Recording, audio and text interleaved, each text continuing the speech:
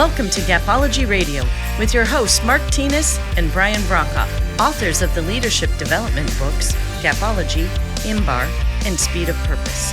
At Gapology, our purpose is to help leaders achieve their greatest potential. To learn more about our groundbreaking books and training services, visit our website, gapology.org. Hey everybody, welcome to Gapology Radio. For you regular listeners, you know that we joke about t-shirts on the show, but we actually do have them available. There's a link on our website to our print-demand store on teespring.com. You can find it under the merchandise tab, and we have t-shirts, we have sweatshirts, hats, notebooks, mugs, all with our signature Gapology logo. And we also have a selection of shirts with quotes from our books and from our conversations on this show. In fact, I just added a few new ones last week, so head on over to gapology.org and check them out. And as for tonight, we're wrapping up our culture series by discussing how to create an interdependent culture within your organization. So let's go ahead and get things rolling with Mark Tinas. Hey Mark, how you doing? Hey Brian, good. Just good. Cooking up here. It's 97 degrees. Yikes, 97. I know you're on the road. Where are you at this week? Northern California. Okay. Well, it's northern. It should be cooler up there. Yeah, you'd think. It's not snowing up there. No, it's warm. It's nice. Yeah. Beautiful. Pretty dry. Yeah, at least that's nice. In Kansas City, oh man, I think they said on the news, it sounds like it's 105 or something out today with the humidity. It's just like, ugh. Joe and I were just out watering the flowers in front. She loves those. She does a great job with the garden. And so we have to get out there and water, but I think I'm wetter than the flowers are. It's so humid. But yeah, no kidding. But we've got a great topic this week.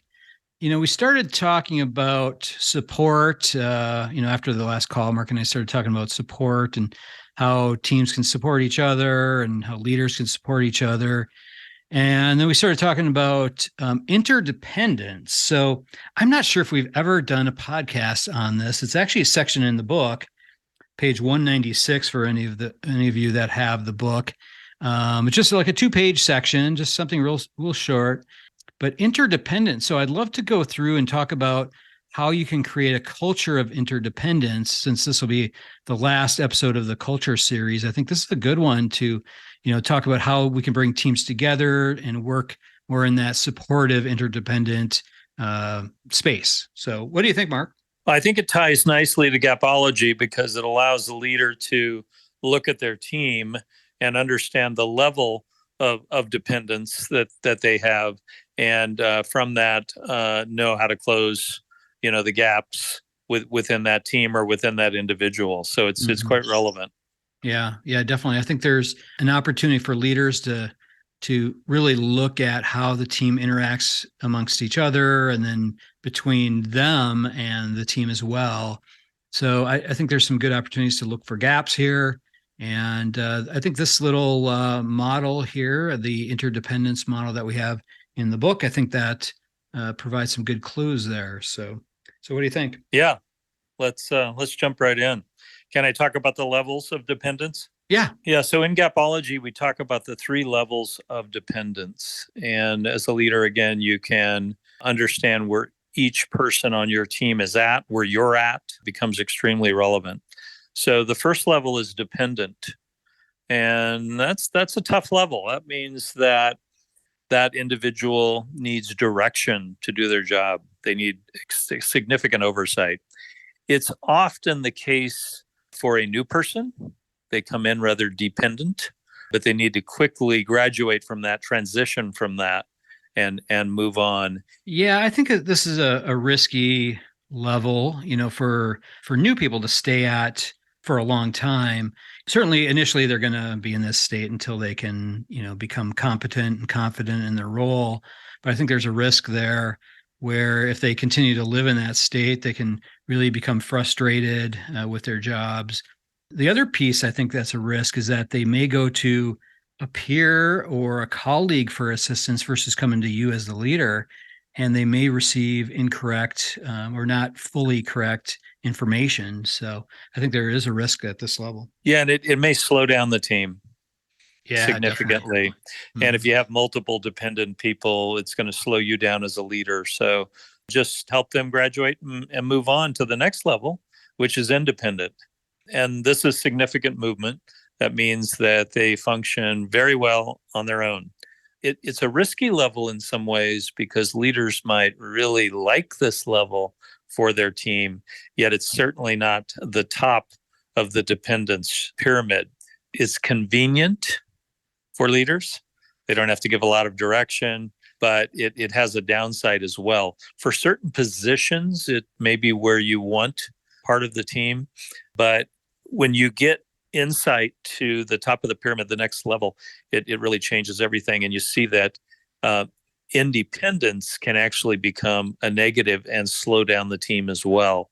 So it's a big move from dependence to independence. That's significant. That should be celebrated, but it's not where you ultimately want to land. Yeah, I think there's so many risks at this level.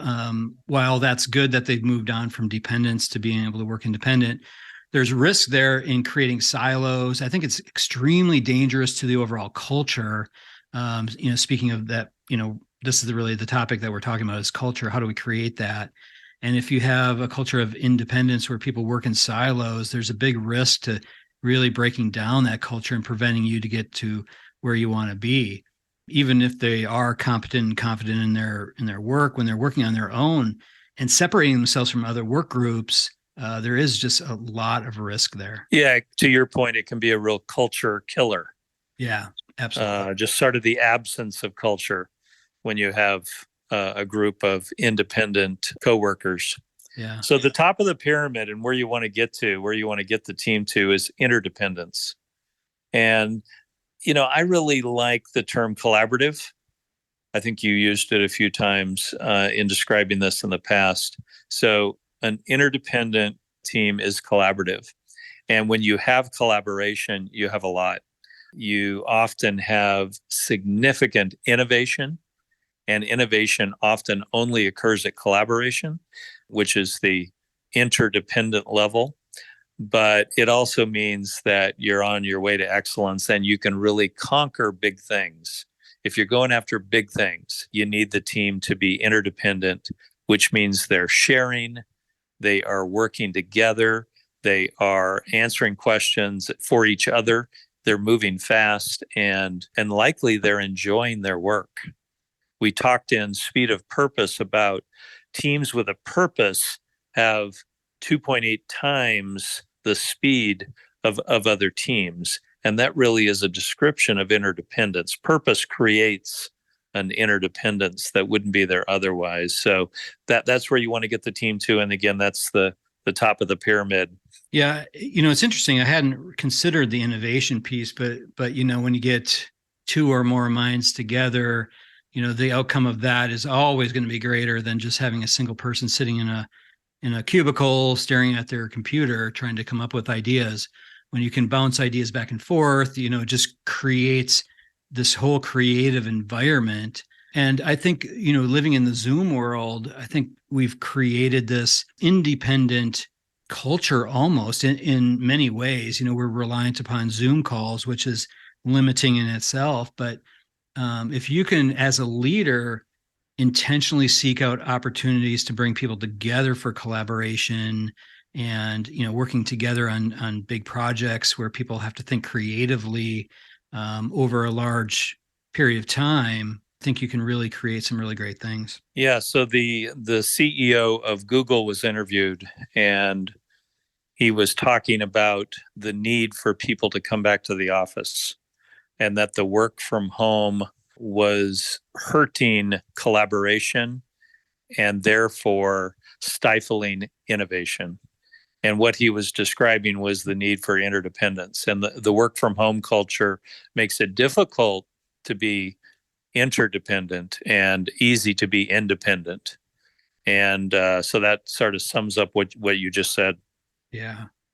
Yeah, it is interesting how, we've kind of become comfortable in the Zoom world. I think it took some time for some people to get comfortable with that. But now, that we are in this remote workforce world, there's pluses and minuses to it. I think from a work-life balance, it's nice. And from a just lower stress, I think helps. But when we look at interdependence, we have to be much more purposeful about what we do to create that. Yeah, absolutely. And having a leader focused on creating an interdependent culture is a big deal. Yeah. Yeah. Well, let's jump into the gapology aspects of this. So let's talk about the knowledge gap. Brian, I know you had some notes on this that you wanted to share. What are your thoughts around interdependence as it relates to the knowledge gap? Yeah, so I think, in Gapology, when we teach this, we always talk about what we own, looking in the mirror as leaders. So what do we own with the overall Gapology structure for this? So, first of all, seeking to close our own gaps, close our own knowledge gaps. So seek an understanding of where your team needs direction, where they need support, look for professional, personal, interpersonal, all those types of opportunities. Look for opportunities for collaboration and interdependence within your work group. Then work on closing your importance gap. So, understand why it's important to the team. Look for evidence of the impact of interdependent activities, and then the action gap. So, create your leadership rhythm around this where you're building time into it to look for opportunities. So you, at the beginning of every week, look for different opportunities to bring people together. I think there's a lot of things from a leader focused perspective that you can do first. And then from there, turn it to the team. So how do you close the knowledge gap with the team around interdependence and working together collaboratively on different activities? How do you close the importance gap there? Celebrate the things that are big wins and that type of thing. Close the action gap. So establish regular methods and moments where they can all come together, and so that they can see that it actually creates better results. Yeah, I like that. Yeah, so to tie into what you're saying, so interdependence closes the knowledge gap by creating a culture that really is a teaching culture. Picture everyone as teachers. So in a collaborative, interdependent environment, you have the team teaching the team. So that closes the knowledge gap at a level that you couldn't even ask for. They share at a totally different level. Mm-hmm. And that closes the knowledge gap. So the knowledge gap is a huge benefactor of interdependence. If you then look at the importance gap, you can go after big stuff. And that in and of itself closes the importance gap, because if you're going after big stuff, everybody knows what matters. And that's where this innovation can really take shape. So it's a natural tie to the importance gap. If you interviewed the team, they would say, yeah, we know what matters. It's this and this that we're focused on. And so the big stuff really comes to light. When you look at the action gap, though, an interdependent team will achieve excellence. Excellence in and of itself closes the action gap. It creates a level of performance that has now overcome the knowledge gap, the importance gap, and the action gap.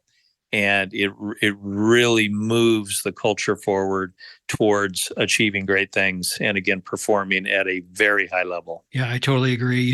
If you look at any amazing, exceptional outcome that was ever created in the history of time, it was rarely ever one person that did it.